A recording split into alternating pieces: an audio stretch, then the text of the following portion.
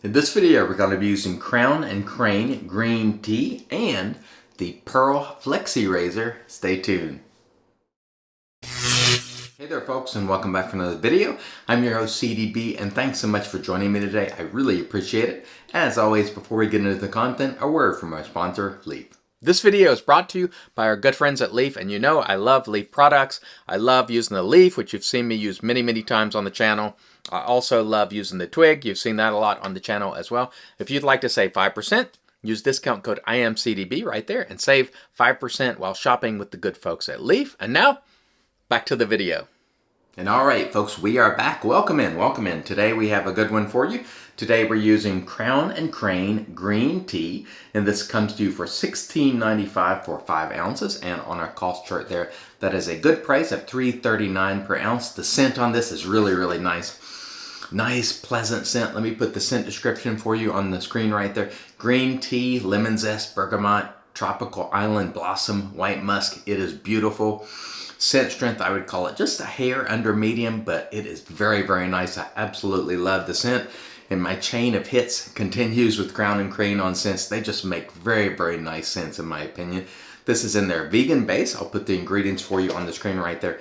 I had no problem whatsoever lathering this soap. Crowne and Crane is just a good soap for a good price, and I'm really looking forward to using green tea today because it smells amazing. The razor for today is the Pearl Flexi razor, which is adjustable. This runs between $72 and $80. It's made in India. It is all brass, and it does have a lifetime warranty, I believe, but it's only warranted for the first user. I'll put a little disclaimer they have on their website there. They say the warranty is only good for the one user, and you have to register within 1 month. So that's kind of a weird warranty stipulation that we normally don't see, but just know that if you buy one of these razors. I have to say, I did like the shave that this razor provides. This was given to me by my good friend the Inspector. I'll link his channel below. Go check him out. And I did enjoy using this razor the first time. Very good price, and mine was really nice. Some of them had some quality control issues, but mine seems to be really nice. And so it's nice and heavy though. That's one thing. If you're averse to heavy razors, this one, it's definitely heavy, so keep that in mind. All right, let's get into it, and we look forward to having a great shave today. Remember, I will link all the products that are available today below for your convenience. And also I want to mention something. Joe, one of the viewers, recommended something today. Or he recommended something probably a couple of weeks ago. He said, hey, why don't you download some of your older videos from your older channel and put them up as throwback videos. So today, this afternoon, I will have one of the throwback videos for you, and I'll continue to work those in and get them off the old channel because they're just kind of sitting there. And so I hope you enjoy those. I will look much different in a lot of those videos, so just beware. Yes, that's me. I know a lot of people would see the old channel and then they'd see me now and they wouldn't know it was me. So you'll see some of those now on the channel. I'll be rolling some of those in, and thank you, Joe, for the suggestion. All right, today's brush is the Maritime Brush Co. brush, which I absolutely love. Brendan over there is a really great guy. And we have a very nice lather today with the Crowne and Crane, which happens every time. I don't notice a lot of difference between their vegan and tallow formula. I think the vegan might be a little bit go creamy earlier, but both you can get into a nice creamy lather, so have no fear. The Crowne and Crane soaps are very good in quality, both vegan and tallow, and it's just a really good brand. The only thing I'd like to see from Crowne and Crane is those alcohol-based splashes.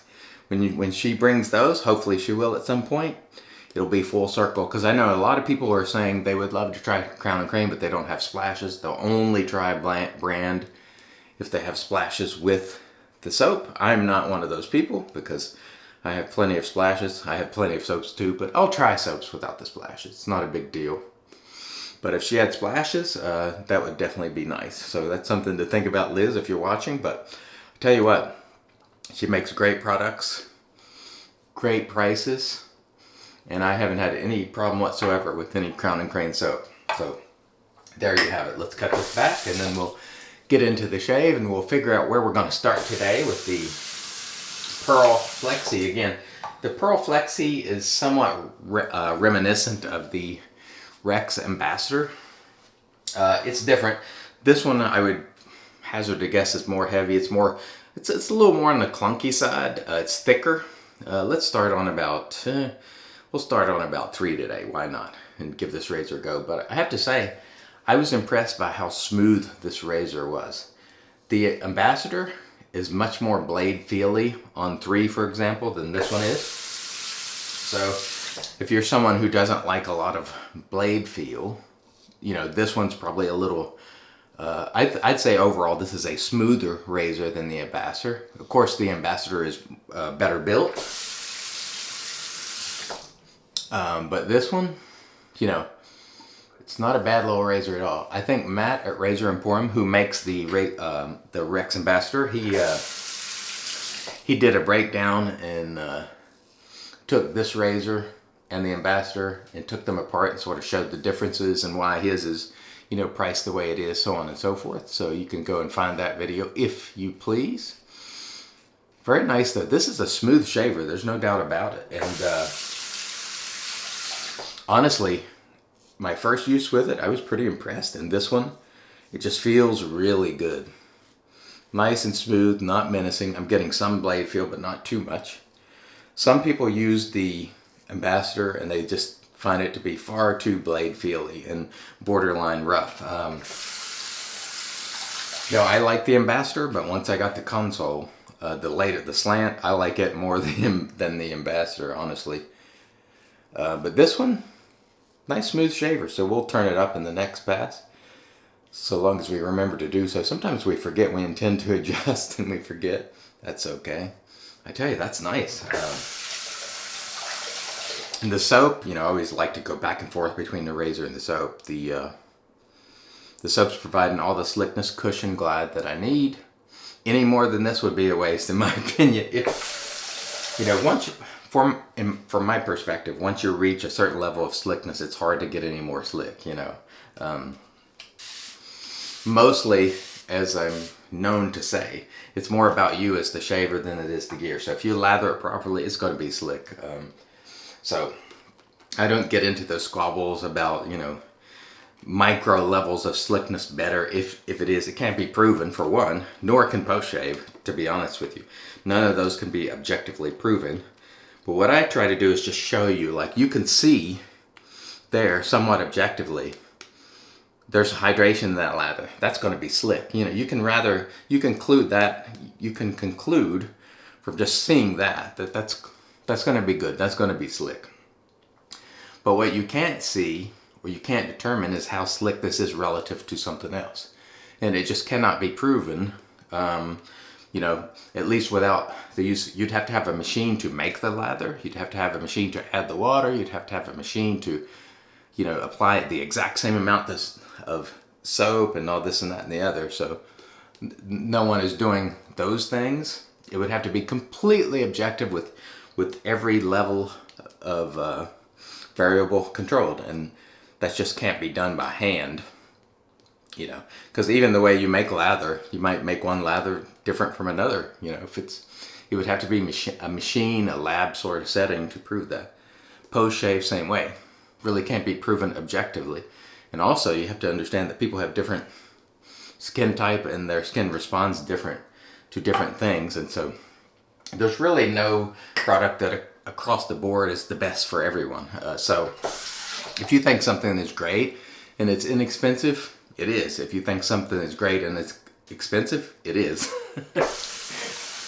So what I'm getting at is, you know, whatever you like, you know, go with it and enjoy it. That's the key, is that you enjoy your shaves. That's the whole reason we do this, is to spread the word and hopefully get people to enjoy shaving and make it part of their daily ritual, something that they look forward to, versus something that is a pain in the neck and they're like, oh, I gotta shave, and then get out the door, you know. So leave yourself some time if you're new.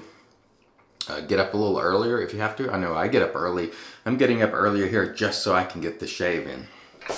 And is that a sacrifice? No, because this shave puts me on the path for hopefully a good day. At least I'll be feeling good afterwards. I'm waking up, you know. I'm just, I don't know, you feel good when you make your bed, you know what I mean? It just gives you a little bit of confidence to go into your day, or at least it does me. So That's why I really enjoy starting the day with an excellent shave every single day. Sort of gets me off to a good start, or at least that's the way I see it. And I hope it does for you as well. And if it doesn't, then work harder to enjoy it. Spend less time arguing with people about which products are the best and just enjoy it. Use what you have, buy the things you want to have, and enjoy them. And don't worry too much about arguing with people about what's the best, because folks, there's so many great things. I mean, at this point you can throw a rock and hit an artisan, you know, that makes a great soap. So there's just so many choices. So probably not a ton of need for debate about what is the best, because there really is no best for everyone. That's the thing. Everyone who says something is the best, including me, is just giving their own opinion. And, you know, that's all there is to it. Oh, excellent. Excellent second pass. That one was on 4, and we'll turn it up to 5. Or excuse me, let's just go all the way to 6. Right there. And the numbers on here are very easy to read. I do like that about this razor. I have to say, once again, I'm getting a nice smooth shave. And again, this is not an expensive razor. 72 to 80 bucks. Not bad at all. I did find the warranty information to be a little weird, you know. I do know that it's often standard policy to only warrant a product for the original user. So I get that, but rarely do we see that in the shaving hobby where it's listed that way, or at least I don't see it a ton listed that way. And most of the razor makers, they would probably honor it anyway if you had a problem with the razor. If the razor just falls apart, most of the razor makers would probably help you out on that. It's been my experience. I know Above the Tie, I remember the first razor that I bought, or one razor that I bought early on from Above the Tie, was secondhand. And I didn't really care for that particular plate, and I reached out to Above the Tie, and they took care of me, you know. And so that was early on. That was before I really had much of a YouTube presence or anything. Or it wasn't super early on, but I don't think I had much of a YouTube presence. I mean, so they weren't doing it because I made videos. They were just, they wanted to keep their customers happy, and they had no obligation to do it. So I always say the best, you know, razor makers who care really about their product, they tend to make it right with customers regardless, just so they can keep them happy, you know. Because every time you do something additional for a customer, they usually tell other people, you know. So I know I have always appreciated when people go out of their way to fix something if there's a little issue. And so I just found their disclaimer. I'd never seen that before on a razor, but it is a good razor though, I have to say. You got to give it its due. So now we're turned all the way up, and I would say on this one, when it's turned all the way up, it's still smooth. The Ambassador, for some people, when they turn it all the way up, it's a terror. So there's a difference in the two razors there. So people who prefer a milder overall feel, they might appreciate this one. People who wanted a lot more blade filling, they might appreciate the Ambassador. And I think the Console, which is also, it's pretty expensive, but it feels more like this one in terms of being smooth on all settings. This razor is smooth on every single setting, which is good. And I rather like that.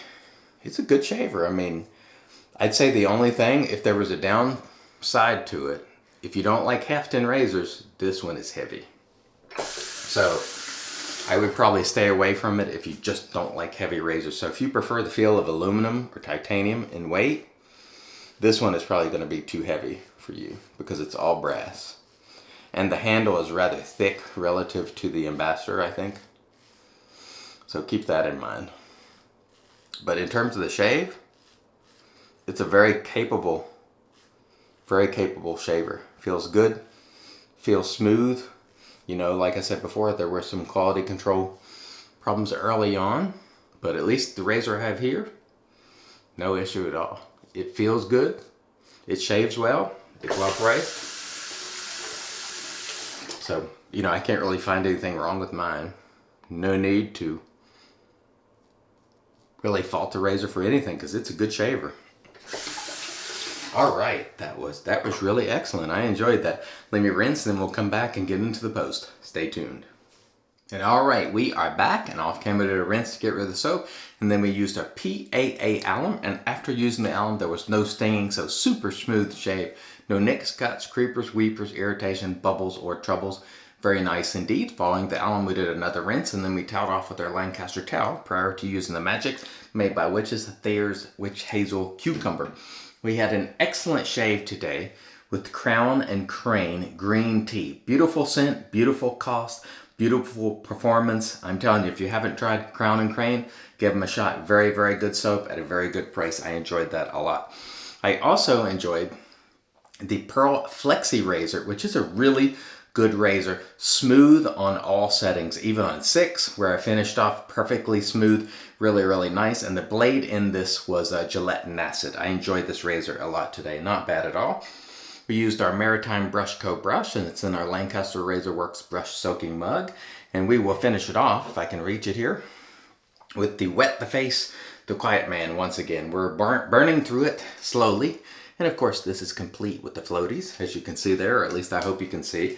And don't forget today, folks, later on this afternoon, we will roll in a throwback video from the old iLather.com channel. I hope you will check that out and enjoy it. Thank you so much for watching. I really appreciate it. Till next time, I am your host CDB telling you, it's your shave, do it your way, and as always, God bless.